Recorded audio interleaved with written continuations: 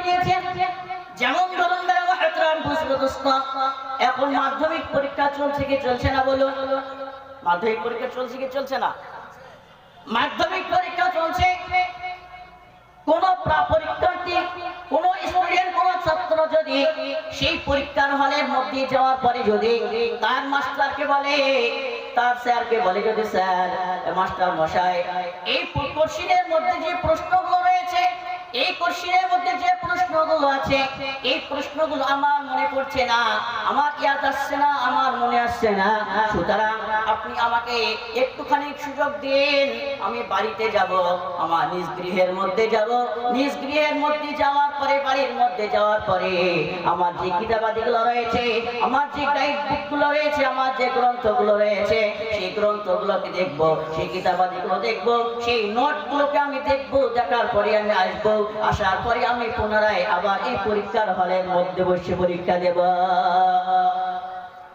এই আমার জ্ঞানী গুণী বুদ্ধিজীবী আল্লাহ বলছি, আমার ভাইয়েরা, আপনাদেরকে আমি প্রশ্ন করতে চাই, এই পৃথিবীর মধ্যে কি কোনো ইউনিভার্সিটি আছে, কোনো বিশ্ববিদ্যালয় রয়েছে, কোনো হাই স্কুল রয়েছে, কোনো প্রাইমারি স্কুল রয়েছে, কোনো মাদ্রাসা রয়েছে কি সেই শিক্ষকরা সেই স্টুডেন্টকে সময় দেবে? পুনরায় দেবে?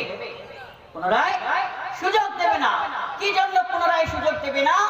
এই জন্যই সুযোগ দেবে না যে দীর্ঘ 60-70 বছরের একটা জিন্দেগি প্রদান করা হয়েছিল, সেই জিন্দেগিটা আমরা খেলায় ধুলায় রং তামাশায় আমরা কাটিয়েছি, ফলে তাদেরকে আর পুনরায় সুযোগ দেওয়া হবে না।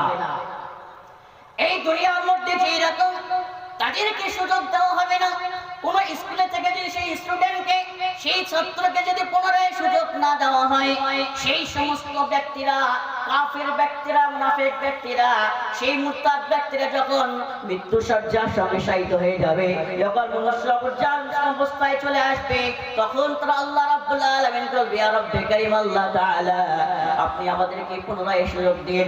রাব্বে কারীমকে বলবেন, হাত্তা ইযা জাআ আহাদাহুমুল মাউত ক্বালা রাব্বি ইরজিউন। আল্লাহ রাব্বুল আলামিনকে বলবেন, ইয়া রাব্বে কারীম, আল্লাহ তাআলা, আপনি আমাদেরকে পুনরায় সুযোগ দিন।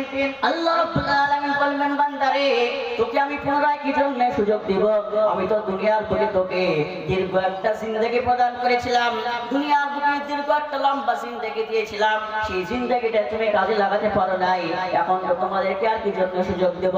সেই সমস্ত বান্দারা আল্লাহ রাব্বুল আলামিনকে বলবেন, লাআল্লি আ'মাল সালিহান ফীমা তারাক।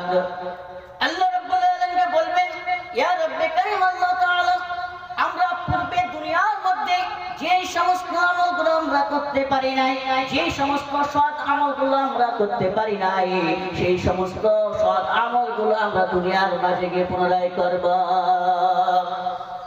এবারে মুহতারাম বুজুর্গ, আল্লাহ রাব্বুল আলামিন তখন তাদেরকে বলবেন, কাল্লা, বান্দারে, না না না, আমি তোমাদেরকে দুনিয়ার মাঝে সময় দিয়েছিলাম, সুযোগ দিয়েছিলাম, নবী রাসূলদেরকে আমি প্রেরণ করেছিলাম, উলামাদেরকে আমি প্রেরণ করেছিলাম, পাঠিয়েছিলাম, সেই উলামারা তোমাদেরকে সৎ পথের আদেশ করেছে, অসৎ পথ থেকে বিরত থাকতে বলেছে, তারপরে তোমরা থাকো নাই বান্দারে, না না না, তোমাদেরকে আর পুনরায় সুযোগ দেওয়া যাবে না।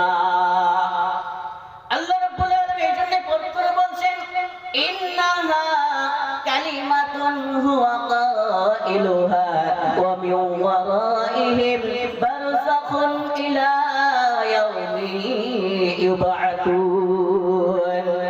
রাব্বে কারীম আল্লাহ তাআলা বলছেন, বান্দারে, তোমাদেরকে যদি আমি পুনরায় দুনিয়ার মধ্যেও পাঠাই, এইটা তো তোমাদের একটা মুখের কথা মাত্র, এইটা তো তোমাদের একটা উক্তি মাত্র। আমি তোমাদেরকে যদি পুনরায় দুনিয়ার মাঝে প্রেরণ করি বান্দা, তারপরে তোমরা কি করবে না? সৎ পথে চলবে না, তোমরা শয়তানের পথে চলবে, তোমরা আবার সৎ কর্ম করবে, তোমরা সৎ কর্ম তোমরা করবে না বান্দারে, না না, তোমাদেরকে আমি পুনরায় এই জন্যই সুযোগ দেব না।